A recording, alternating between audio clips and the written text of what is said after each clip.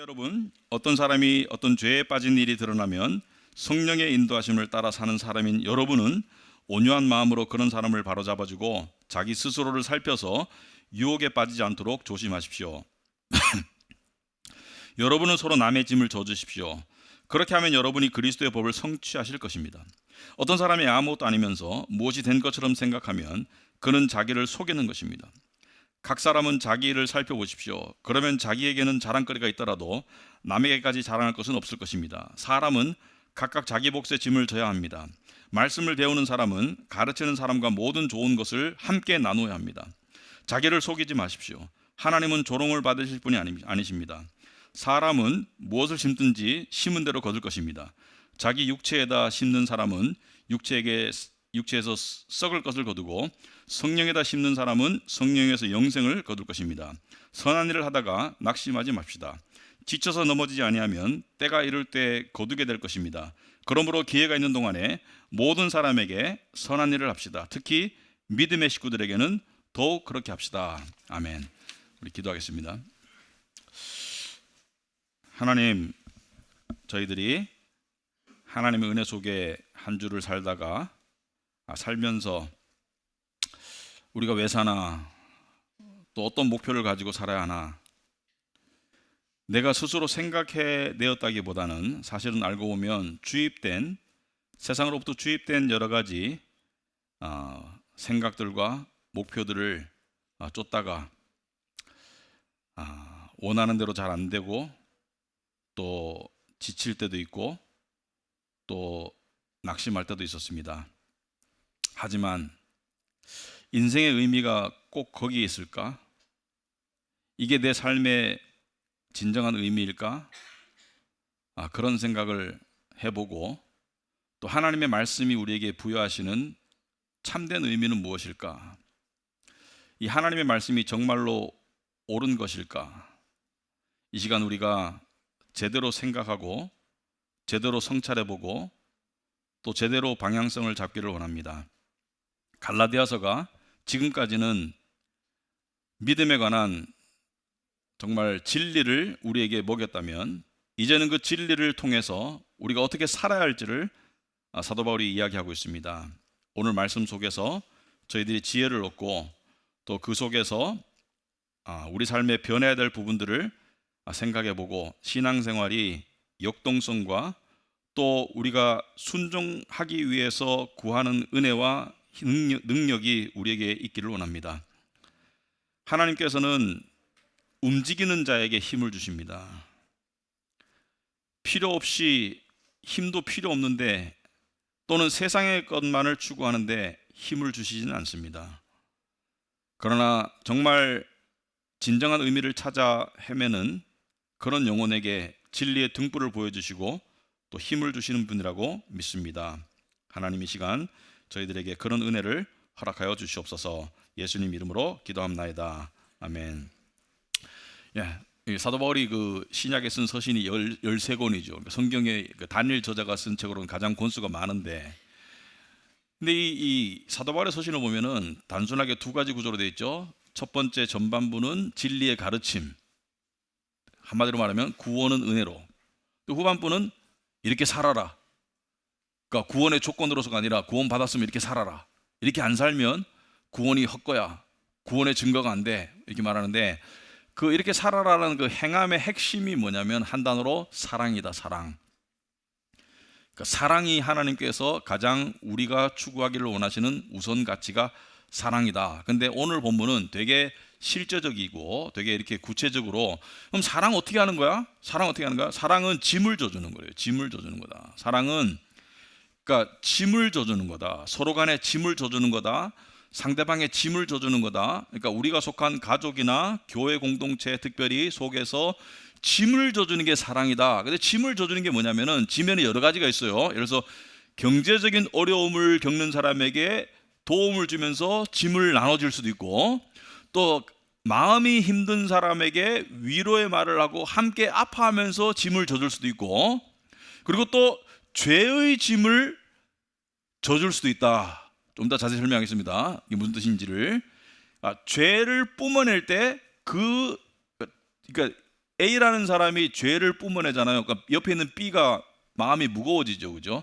그것도 짐을 져주는 거더라고요. 그래서 그런 맥락에서 오늘 2절부터 살펴보면 1절은 좀 이따 다루고, 여러분은 서로 남의 짐을 져주십시오. 그렇게 하면 여러분이 그리스도의 법을 성취하실 것입니다. 자, 그리스도의 법을 성취한다. 그리스도의 법이 사랑이에요. 사랑. 근데 사랑을 이루는 길이 짐을 지는 거라는 거예요. 서로 짐을 져라. 여러분, 그리스도를 닮고 싶어요. 주일학교 오면은 예수님 닮고 싶어요. 예수님 닮고 싶어요. 찬양하죠. 그죠? 여러분도 저는 주님을 닮고 싶습니다. 여러분 무슨 말인지 알고 말씀하시는 거예요. 주님을 닮는다는 게. 오늘 설교를 통해서 주님을 닮는다는 거는 짐을 지는 거예요. 짐을 져주는 거예요. 여러분, 그 짐에 관한 성경의 여러 가지 말씀 중에 가장 대표적인 말씀이 뭐냐면, 수고하고 무거운 짐진 자들아, 예수님께서 이 마태복음 11장 28절에 수고하고 무거운 짐진 자들아 다 내게로 와라. 내가 너희를 쉬게 하리라. 쉬게 한다는 것은 예수님이 짐을 져주니까 쉴 수 있는 거죠. 무거운 짐을 지고 왔는데 계속 지고 있어. 예수님이 그 짐을 가볍게 해주시니까 쉴 수 있는 거잖아요, 그죠? 근데 예수님께서 때로는 말씀을 통해서, 때로는 성령의 역사를 통해서 우리에게 위로를 주시고 무거운 마음을 가볍게 해주시고, 또 예수님께서는 우리의 죄책감의 짐을 우리에게 덜어주십니다. 그래서 짐 중에서 제일 무거운 거는 죄의 짐이에요. 그런데 여러분 가만 생각해 보시면은, 예를 들어서 구원 누가 베푸는 거예요? 하나님이, 그죠? 말씀과 성령을 통해서 하나님 베푸는데, 구원을 누구를 통해서 베풀어요? 사람을 통해서, 그죠? 일반적으로는 복음의 교회 성도들을 통해서 구원을 베풀죠. 전하는 자가 있고 가르치는 자가 있고 서로 사랑해주는 자가 있고, 그래서 함께 어울리다 보면은 구원을 깨닫게 되죠. 그러니까 하나님은 매개체를 통해서 당신의 구원을 베풀듯이 사랑도 매개체를 통해서 베푸시는 것이 많다. 예수님께서 교회의 머리다. 몸은 누구예요? 우리죠. 머리의 생각을 누가 실천해요? 몸이 실천하죠, 그죠? 그러니까 하나님의 사랑을 실제적으로 체험하는 경우는 성도들의 사랑을 통해서 체험하는 거예요, 그죠?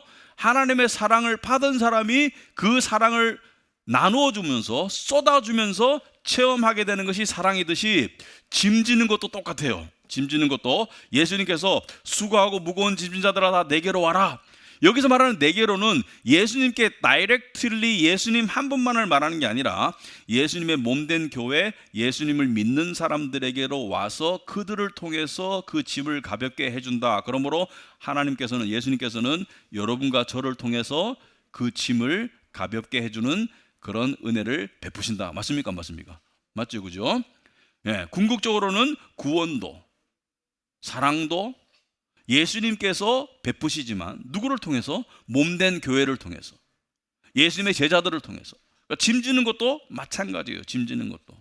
그래서 우리가 예를 들어서 경제적으로 어려운 사람에게 짐을 져주는 방법은 경제적인 도움을 주는 것이고, 또 마음이 힘든 사람은 그 이야기를 들어주고 또 함께 공감해주고 또 기도해줄게 진심을 담아서 기도해주고, 그리고 또 중요하게는 죄짐이라는 게 있습니다.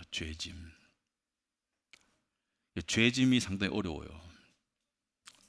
여러분들 그 구성원들 속에 이 가정 또는 교회 속에 사람마다 죄 없는 사람이 없습니다. 그러니까 사람마다 장점들이 있지만 단점들이 있어요, 그죠? 여러분들이 가까운 사람의 장단점을 적으러 가면은 주변 사람 5명에 물어보면 거의 비슷해요. 공통적으로 이게 장점이고 이게 단점이다. 근데 그 죄가 주기적으로 뿜어져 나올 때 그걸 얻어맞으면 무거워져요, 마음이. 근데 그거를 얻어맞아 주지 않으면 어떻게 될까요? 그 죄가 뿜어져 나올 때, 물론 어떤 죄는 야 그렇게 하지 마, 좀 변하자. 하지만 사람 잘 변하던가요? 사람 잘 안 변해요. 변하는 데는 시간이 많이 걸려요. 그리고 죽을 때까지 잘 안 변하는 것도 있어요.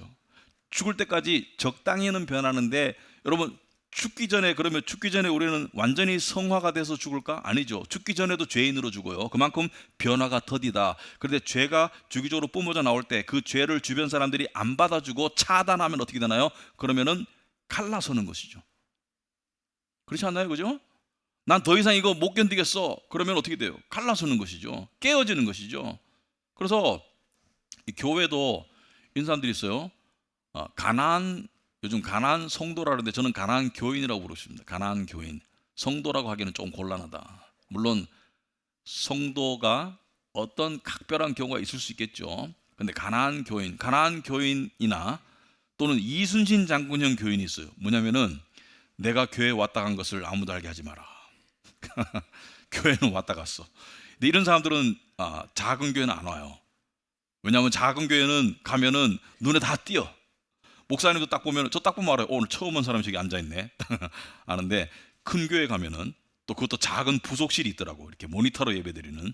제가 그 교회 개척하기 전에 교회 탐방을 해봤는데 큰 교회 가보니까 가관이더라고요. 그러니까 보면은 저도 좀 늦게 갔어요. 그러니까 본당에 못 들어가고 약간 부속실에 들어갔는데 한 예배 시간 한 30분 지나니까 와가지고 앉았다가 끝나자마자 그냥 바로 튀어나가시더라고. 그러니까 이런 사람들은 뭐예요? 그냥 종교적인 의무를 체크리스트를 오늘 했다 이런 의미에서 교회를 오시는 것이죠. 그러니까 내가 교회에 왔다 간 것을 알기를 원하지 않아요. 사람들을 만나기를 원하지 않아요. 이 사람들에게 물어봐요. 가나안 교인에게 왜 가나안 교인이 됐어요? 그러면 10중 8구 이렇게 말합니다. 사람들하고 부대끼니까 시험 들어서 신앙생활이 안 된대요. 그러니까 그러니까 나는 하나님만 믿고 싶지 사람하고는 관계를 맺고 싶지 않아. 나는 하나님만 믿을 거야.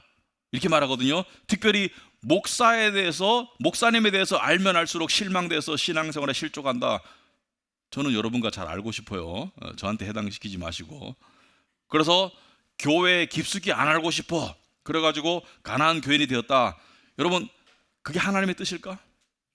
근데 가나안 교인들 중에 무교회주의자 중에 이런 착각을 하는 사람이 있어요. 나는 성화를 이루어가고 있어. 나는 대단히 성숙해. 이런 사람이 있어요. 왜냐하면 자기의 약점이 드러날 수 있는 기회가 없어진 거예요. 그러니까 자기가 성숙하다고 생각하더라고.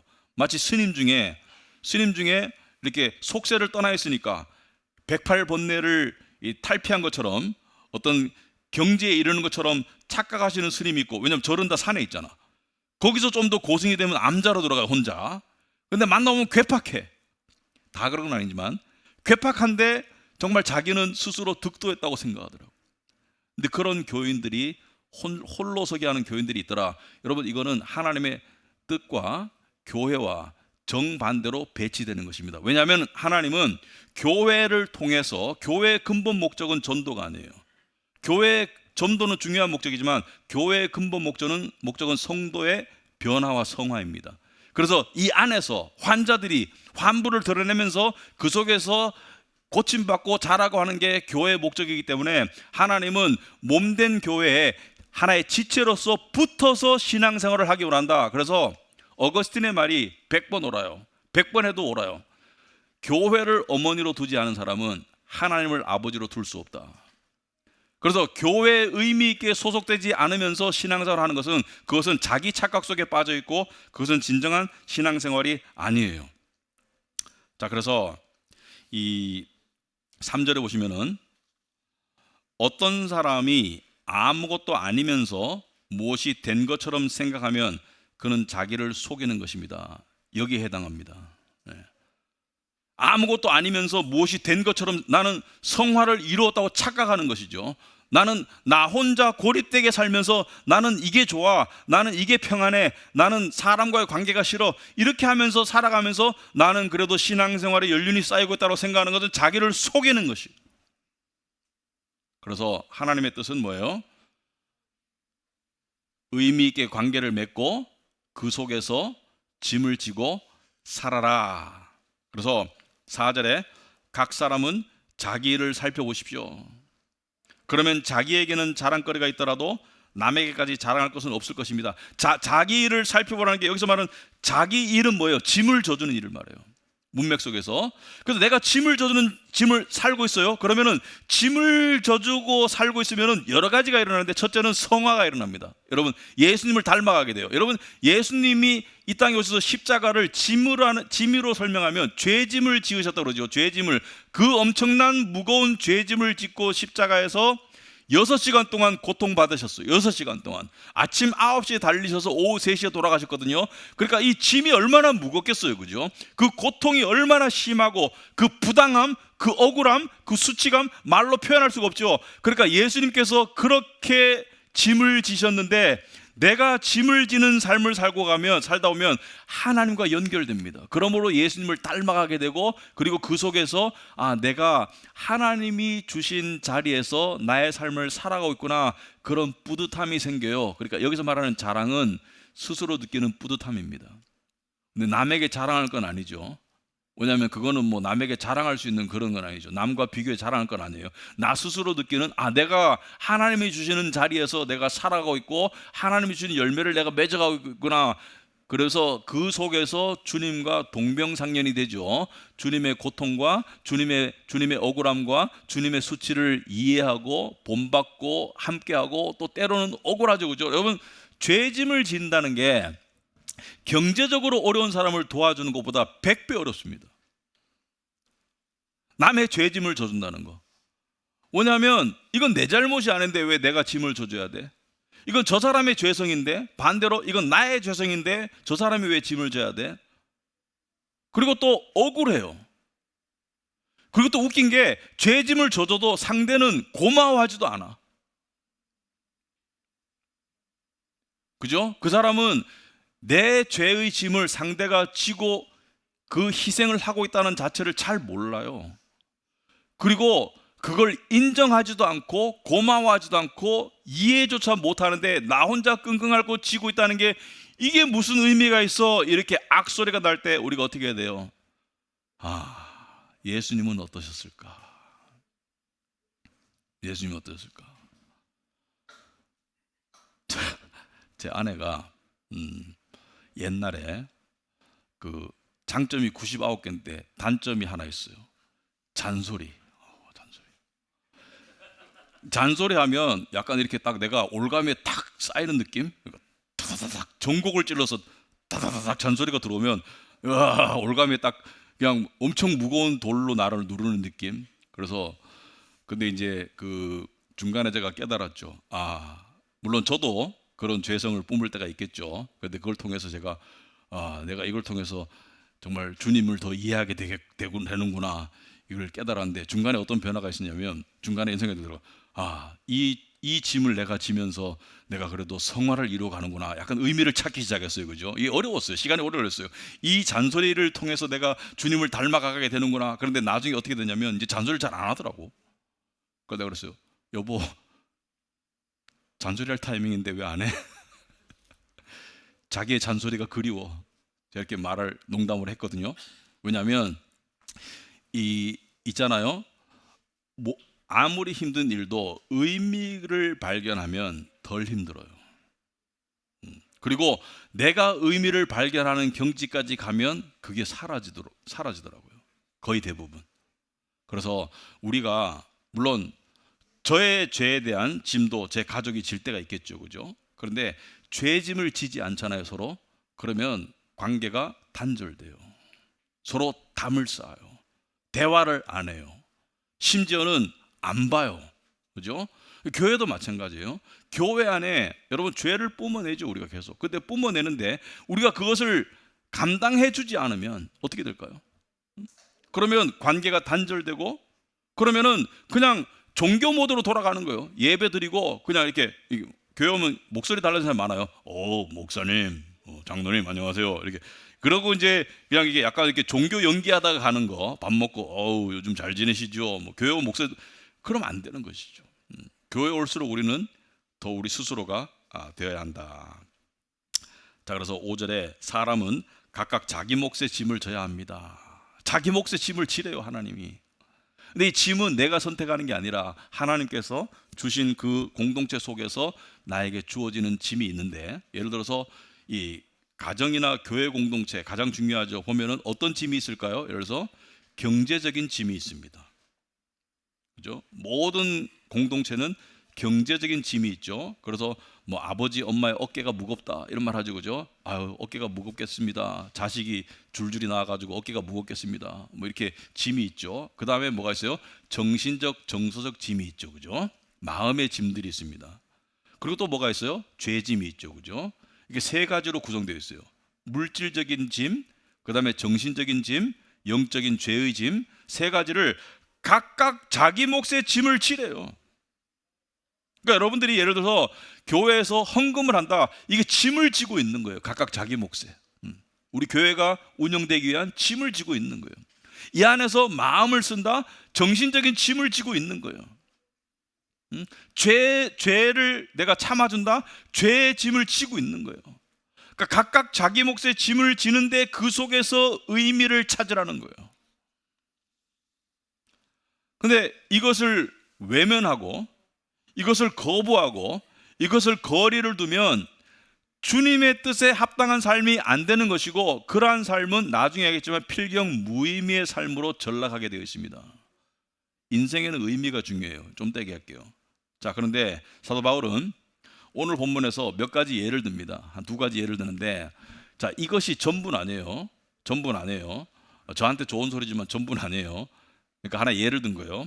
6절에 말씀을 배우는 사람은 가르치는 사람과 모든 좋은 것을 함께 나눠야 합니다. 제가 계좌번호 다 보내드릴게요. 자, 하나 예죠. 근데 자, 여기서 한 가지 조심해야 될 것이 있습니다. 어떤 교회를 보면 목회자들을 잘 섬겨요. 뭐 물질로 잘 섬기는, 이렇게 성도들이 잘 섬기는 교회가 있는데, 이게 중요한 게 어떤 그 인정받으려고 하거나 또는 안 하면 좀 싫어할까봐 두려움이나 율법적인 의무감에서 하는 것은 성경적으로 옳지 않아요. 그 동기가 뭐야 돼요? 사랑이 돼야 됩니다. 그러니까 사랑이 돼야 돼요.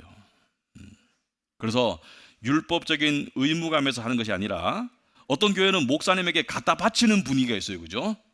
그런 분위기에 편승해서 하는 그 문화는 성경적이지 않아요. 이 동기가 사랑이 돼야 돼요. 그래서 어떤 동기가 되냐면, 목사도 인간이니까 저 사람이 열심히 말씀을 전해서 내가 은혜를 입었는데, 내가 가진 좋은 것으로 저 사람에게 선물을 해서 저 사람을 격려하고, 그렇게 하는 것은 정말 하나님께서 원하시고 좋아하신다. 그런데 모든 좋은 것을 함께 나눠야 된다. 이것은 무슨 말이냐면, 있는 거 다 갖다 주라는 게 아니라 각자마다 좋은 것의 의미가 달라요. 예를 들어서 나는 형편이 어려워요. 그러면 작은 선물도 좋은 거예요. 저는 선물의 양을 보지 않습니다. 선물의 속에 담긴 마음이 중요한 것이지. 자, 어떤 사람은 좀 많이 가졌어요. 그러면 그 사람에게 좋은 것에 또 종류가 달라요.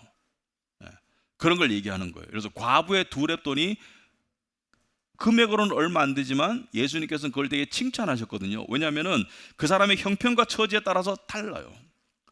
그런데 이 목사들 중에, 저는 아니에요. 제가 생각할 때 저는 그런 성향이 아닌데, 이 성도의 어떤 그 사랑에 의해서 굉장히 좌지우지되는 목사님들도 있어요. 이건 좋고 나쁨의 문제가 아니라 성향의 문제인데, 한 몇 달 전에 어떤 목회자 부부가 저한테 상담을 하러 왔어요. 어떤 일에서 상담을 하러 왔는데, 이 두 분이 40대 후반인데 되게 교회를 열심히 섬기는 분이에요. 그러니까 분립 개척한 교회를 열심히 섬기고, 정말 내가 봐서는 희생적으로 섬기는 분인데, 나중에 이 사모님이 이야기를 하더라고요. 요즘에 너무 번아웃이 오고 힘들고 마음이 너무 상해요. 왜 그러냐니까, 옛날하고 요즘 성도들이 너무 달라요. 옛날에는 명절 때라든지 또 특별할 때 교인들이 주는 그런 선물이나 촌지가 있어서 그게 생활에도 도움이 되지만은 자기에게 되게 위로와 위안이 됐는데, 힘듦에 요즘 사람들은 그게 너무 인색해서 힘들다고 이야기하더라고요. 그래서 보니까 이런 말씀을 그 교회 사람들이 좀 들어야 되겠다. 그 분들이 그렇게 열심히 섬기는데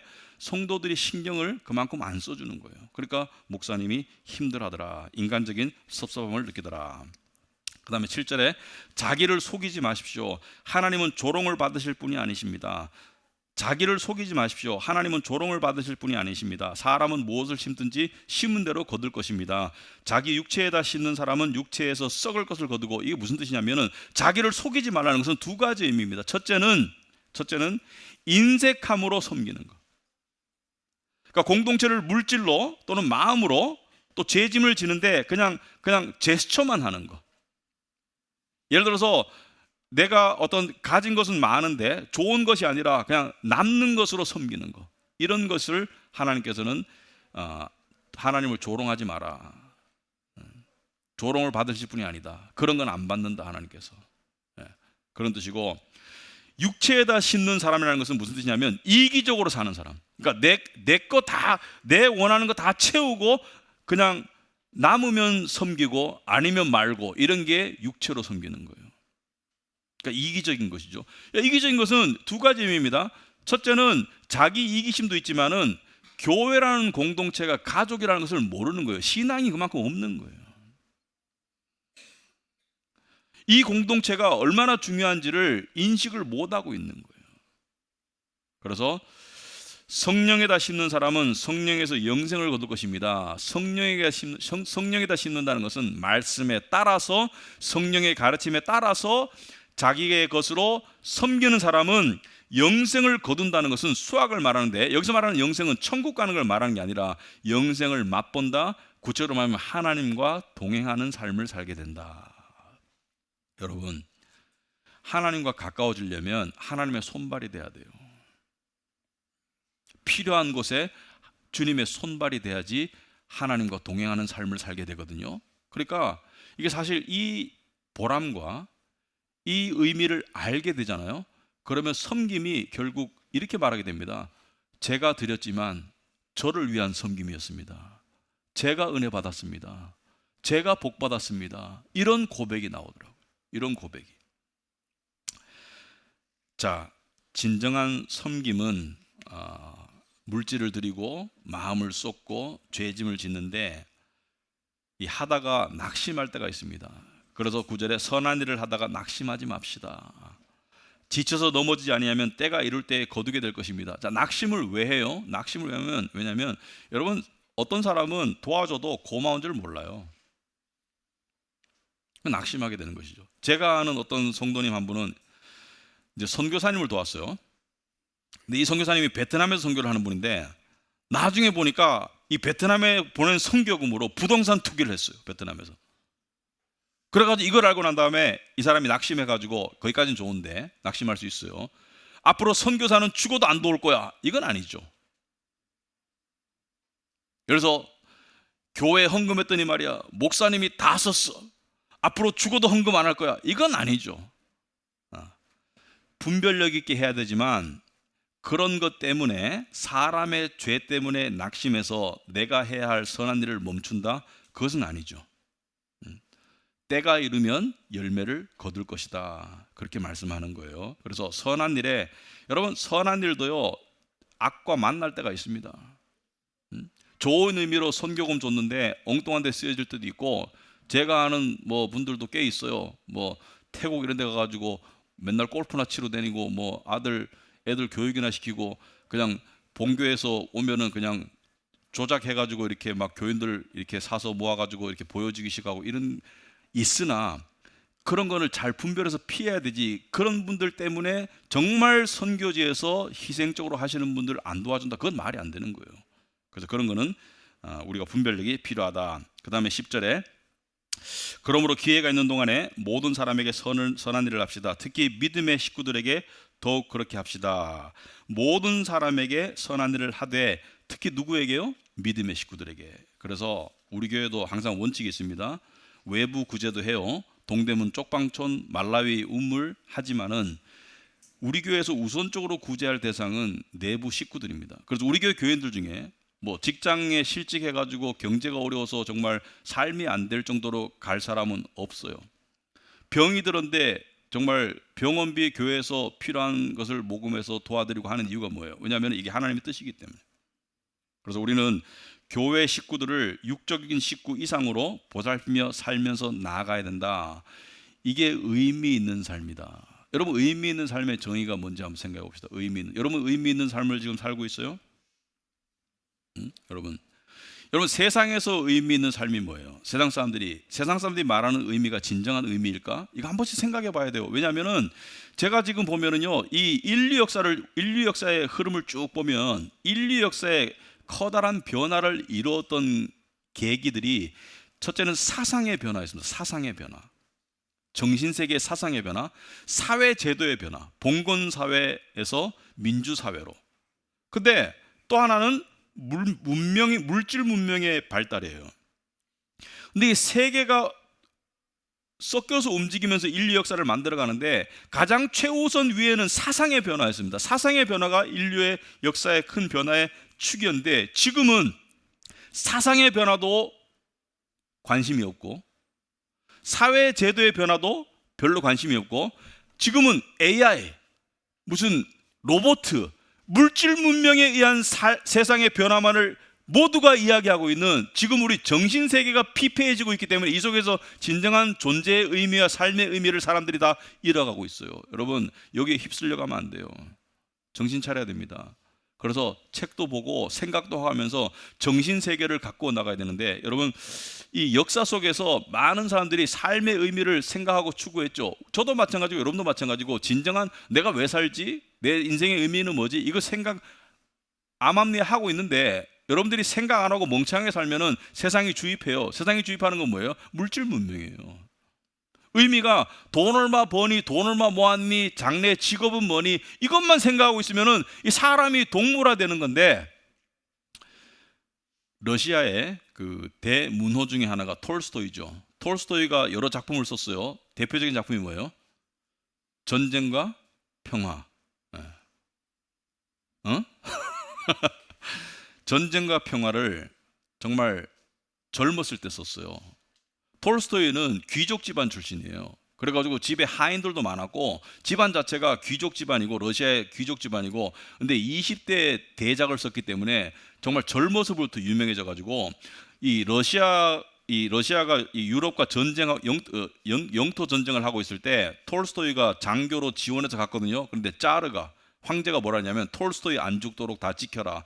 저건 러시아의 보물이야. 20대부터 보물 취급받고 세계의 시선을 한꺼번에 받았던, 그러니까 다 갖췄어요. 부를 갖췄고 이 귀족 집안이고 그 다음에 세계적인 명성을 얻은 사람이, 이 사람이 이 삶을 보면 행복하진 않았어요. 왜냐하면 철학적 어떤 사상적 고찰을 많이 하며 살았는데 이 사람을 굉장히 괴롭히는 화두가 있었습니다. 세상적으로 다 갖췄어요. 부도 갖추고 명성도 갖추고 귀족 집안이고. 근데 톨스토이가 이 40살 정도 때부터 자기 인생이 정말 좌절스럽게 만든 화두가 뭐였냐면, 왜 살아야 하나? 나는 왜 살아야 하나? 그러니까 와이프가 톨스토이보다 한 거의 열 몇 살 밑에였어요. 17살 밑에. 근데 와이프는 매년 아기를 낳았어. 그래서 아기가 한 13명도 태어났는데 와이프가 하는 말이, 무슨 그딴 생각을 하고 있어요, 뭐. 그냥 애들 잘 키우고 잘 먹이고 잘 키우면 되지. 애들 줄줄이 낳아놓고 당신 돈 많이 버니까 인세 받아가지고 애들 잘 키우면 되지. 엉뚱한 생각하지 마라. 톨스토이는 나는 왜 살아야 하나? 톨스토이 죽을 때 80 정도에 죽었는데 와이프가 왔는데 들어오지 못하게 했어요. 왜냐하면 톨스토이는 와이프랑 좀 단절되게 살았어요. 왜? 와이프랑 정신세계가 안 맞았어요. 나는 왜 살아야 하나? 근데 40대 후반에 이렇게 고백합니다. 나는 내가 살아있다는 것이 부끄럽다. 그리고 50 정도 됐을 때 참회록이라는 책을 써요. 자기 성찰적인 그런 책을 썼는데 그 참회록에서 스스로에게 이런 질문을 던집니다. 내 삶에 죽음 앞에서도 무너지지 않을 의미가 있는가? 내 삶에 죽음 앞에서도 무너지지 않을 의미가 있는가? 저는 이것이 톨스토이만의 질문이 아니라 우리 그리스도인들도 물어봐야 된다고 생각합니다. 여러분 삶에 지금 여러분이 추구하는 인생의 목표나 가치 중에 죽음 앞에서도 무너지지 않는 의미를 가지고 있는 게 있나? 여러분, 돈과 성공과 명예가 죽음 앞에서 의미가 있나요? 세상 사는 동안 필요하죠. 그러나 돈과 그게 궁극적인 의미면 죽음 앞에서, 여러분 제가 아까 그랬죠. 우리 그리스도인이 정말 의미 있는 삶을 살려면 이겁니다. 하나님을 만날 준비를 하는 거예요. 죽음 앞에서 내가 하나님을 만날 준비가 되어 있나? 저는 단지 구원을 말하는 게 아닙니다. 하나님 앞에 갔을 때 너 정말 의미 있게 살았어. 너 내가 원하는 삶을 살았어. 착하고 충성된 종아, 네가 적은 일에 충성했어. 나는 너의 삶이 기뻤어. 그런 하나님의 칭찬을 들을 그런 의미의 삶을 살아가고 있는가? 아니면 하나님께서 너는 내가 구원했는데 맨날 세상 것만 쫓다가 우상 숭배만 하다가 너 이제 왔네. 부끄럽지 않니? 부끄러운 구원을 살고 있는가? 톨스토이의 이 말, 내 삶의 죽음 앞에서도 무너지지 않는 의미가 있는가? 톨스토이는요, 그러니까 말하자면 도덕적 기독교인이었어요. 그러니까 복음과 구원을 몰랐던, 예수님의 삶을 도덕적으로 닮아가려고 했던 그런 기독교인이었고, 우리로 말하자면 거듭난 기독교인은 아니었습니다. 그러니까 의미를 못 찾았는 거예요. 그래서 참회록 속에서 그런 질문을 던진 톨스토이가, 이 사람들이 보니까 무의미 속에 대부분 살아가더라. 자기가 보니까 대부분의 사람들은 삶의 의미를 모른 채 무의미 속에 살아가더라. 99%예요. 99%. 근데 톨스토이는 그 무의미한 삶을 4개로 분류했습니다. 톨스토이가 어떻게 분류했냐면은, 첫째는 무지의 삶. 무지는 뭐냐면 의미 없음을 모르는 채 살아가는 삶. 삶이 의미가 없는지도 모르고 살아가요. 그러니까 키르케고르의 표현을 빌자면, 키르케고르는 기독교 철학자인데, 진정한 기독교 철학자인데, 인간의 절망 중에 가장 커다란 절망은 자기가 절망 상태에 있다는 것도 모르는 절망. 절망 상태에 살면서도, 그러니까 이 절망 상태를 뭘 말하냐면, 세상에 그냥 가치를 추구해. 그것이 무의미한데, 그것을 추구하는 것이 무의미하다는 것도 모른 채 살아가는 그 절망을 키르케고르는 가장 극심한 절망으로 봤고 빠져나갈 가망이 없다고 봤어요. 근데 톨스토이가 비슷한 말을 했거든요. 의미 없음 자체를 모른 채 살아가는 삶이 무지다. 두 번째는 뭐냐? 쾌락이다. 그러니까 의미를 따지려고 하니까 괴로우니까 순간적 즐거움과 쾌락의 추구를 통해서 의미 추구의 본성을 회피하려는 삶. 여러분, 우리가 마약 중독자 보고 극단적으로 뭐라 해요? 현실을 도피자라고 그러죠. 근데 쾌락도 마찬가지예요. 여러분, 이 컴퓨터 오락하는 사람 있죠, 그죠? 저는 이 오락하는 사람들 보면은, 물론 오락도 절제해서 하면 필요할 수도 있어요. 그러나 오락에 빠져 사는 사람은 뭐예요? 현실을 도피하는 사람이에요. 그러니까 게임기 붙잡고 현실을 도피하고 싶은 거예요. 그러니까 현실을 도피하기 위해서 게임에 몰두하는 이런 삶, 쾌락에 몰두하는 삶.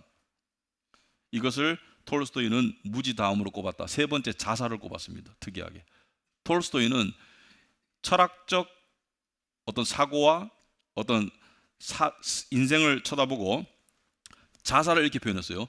무의미한 인생에서 논리적으로는 정직한 선택이다. 무의미한 인생 속에서 무의미를 계속 유지하면 뭐해? 논리적으로는 정직한 선택이다. 그러니까 안 믿는 분이니까 이렇게 말한 거예요. 네 번째는 뭐예요? 네 번째는 연명. 무지와는 좀 달라요. 무지는 의미 없음 자체를 모르고 살아가는 거고, 연명은 의미 없음을 알면서도 관성적 습관적으로 삶을 유지하는 삶. 의미 없는 건 알겠어. 그러나 관성적 습관적으로 그냥 살아가는 거야. 이거는 뭐냐면은 키르케고르가 말하는 절망의 두 번째 단계예요. 의미 없으면 알겠는데 거기서 어떻게 할 줄을 모르고 그냥 살아가는 그 삶. 여러분 혹시 이 중에 해당돼요? 해당되면 안 되는데, 솔직히 말하면 우리들 중에 많은 사람들이 여기 해당돼요. 한두 가지에 해당이 됩니다. 연명의 삶을 살고 있거나 쾌락의 삶을 살고 있거나, 뭔가 세상적인 가치를 추구하면서 그 속에서 쾌감을 느끼고 성취감을 느끼고 그 속에서 의미를 대처하려고 하는 그런 속에 살다가 마지막 죽음의 순간이 다가오고 병들고 하면 그때 가서 뭐예요? 내 인생 헛됐네. 심각한 문제입니다. 여러분, 지금 물질 문명이 세상을 짓누르고 있기 때문에 우리는 이 속에 세뇌당하고 있는데, 우리는 정신세계를 넓혀서 그런 생각을 하고 살아야 돼요. 안 그러면 그냥 아파트가 부럽고 차가 부럽고 그 속에서 내 인생이 그냥 부러움 속에서 그냥 찌질이 삶을 살게 되는 거예요. 근데 생각과 철학과 사상을 길러가고 신앙을 길러가는 사람은 그런 속에서 점점 초연해지면서 뭐예요? 진정한 의미를 찾아가게 된다. 여러분, 이거 한 번에 끝날 일이 아니거든요. 여러분의 인생을 한번 돌아보세요. 하나님께서 말하는, 여러분, 의미 있는 삶을 여러분 스스로 발견하라는 게 아닙니다. 하나님께서 지금 알려주시고 계시잖아요. 짐을 지고 살아라. 네가 지금 속한 가정, 네가 지금 속한 교회에서 의미 있게 짐을 지고 살아라. 그것이 경제적 짐이든, 그것이 봉사의 짐이든, 그것이 죄의 무게를 함께 져주는 짐이든, 그 짐을 지고 사는 것이, 그것이 진정한 의미이다. 그래서 첫째, 정리하자면 하나님 뜻은 것입니다. 너 중심으로 살지 마. 너 중심으로 살지 마. 네 생각이 세상의 가치관의 잣대가 돼서 살아가면 그 무의미해. 인자는 섬김을 받으러 온 것이 아니라 섬기러 왔다 그러고, 남이 대접받고 싶은 대로, 너가 대접받고 싶은 대로 남을 대접해. 너 중심대로 살지 마. 그 다음에 두 번째, 내가 심어준 곳에서 뿌리를 내려. 맨날 여기 심겨져 있는데 생각은 딴 데가 있어요. 그러면 안 된다는 거예요. 심겨진 곳에서 뿌리를 내려. 이 교회가 여러분의 교회예요. 하나님이 옮겨주지 않는 한. 여러분의 가정이 여러분의 가정이고요. 그 속에서 답을 찾아야지. 여기서 벗어나고 싶어, 벗어나면 안 돼요.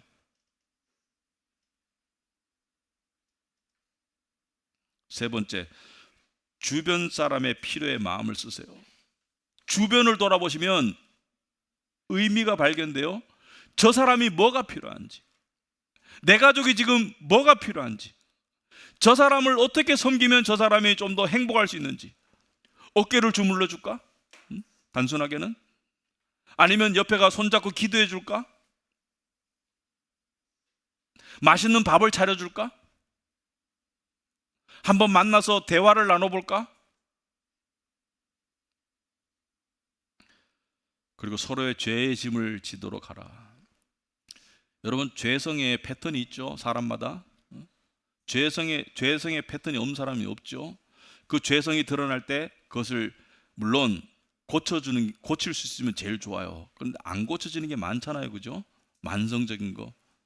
그럴 때 어떻게 해요? 그 죄의 짐을 져주면서, 그 의미는 뭐예요? 속으로 이걸 통해서 그리스도를 깨달아가는 거야. 그리스도를 닮아가는 거야. 내 죄의 짐을 지신 주님을 생각하는 거야. 그러면서 그렇게 죄의 짐을 지면 상대가 변합니다. 여러분, 가르친다고 변하는 게 아니고, 손가락질 한다고 변하는 게 아니고, 잔소리 한다고 변하는 게 아니라 내가 그리스도를 닮아갈 때 변하기 때문에, 성경에도 뭐라 그래요? 믿지 않는 배우자를 전도하려거든 네가 그리스도의 좋은 성품으로 살아봐. 그거야. 그러면 저 사람이 왜 변하지? 뭔가 있는가 보다. 예수님 믿더니 달라졌네. 그래서 그리스도의 몸을 이루고 지켜나가라. 그리스도의 몸을 이루고 지켜나가라. 교회 공동체를 지켜나가라. 그러면 이렇게 살면 의미를 발견하게 되고, 그 의미를 발견하게 되면 더블 효과가 있어요. 그 의미를 발견하게 된 것 자체가 감사해. 두 번째, 하늘에 상급이 있어요. 아니, 상까지 주시네? 이게 하나님의 은혜입니다. 은혜에 은혜를 더하시는 하나님의 은혜입니다. 그래서 이런 삶으로 나아가는 저와 여러분이 되시기를 축원합니다. 기도하겠습니다. 하나님 아버지, 참으로 말씀에 또 가르침에 저희들이 숙연해집니다. 하나님, 정말 생각하고 성경적으로 또 논리적으로, 심지어 기독교 철학적으로 생각하며 살 수 있도록 주님 도와주시옵소서. 그냥 세상에 뇌아부동하는 그런 삶이 아니라, 내가 그리스도를 믿는 자로서 어떻게 정말 이 세상의 빛과 소금으로 살아가야 할지, 가정에서, 교회에서, 직장에서 하나님이 원하시는 나의 모습은 무엇일지 생각하며 살아갈 수 있도록 주님 도와주시옵소서. 그러지 않으면 세상의 성공이나 물질이나 세상의 것들이 너무 크게 보여서 우리 영혼을 질식시킵니다. 속습니다. 죽음 앞에서 아무 소용없는 것들을 전부인 것처럼 착각하도록 만드는 것이 세상입니다. 하나님, 무엇이 중요한지를 정말 생각하고 싸워나가서 정말 신앙 인격이, 신앙 철학이 우리 안에 쌓일 수 있도록 주님 도와주시옵소서. 예수님 이름으로 기도합나이다.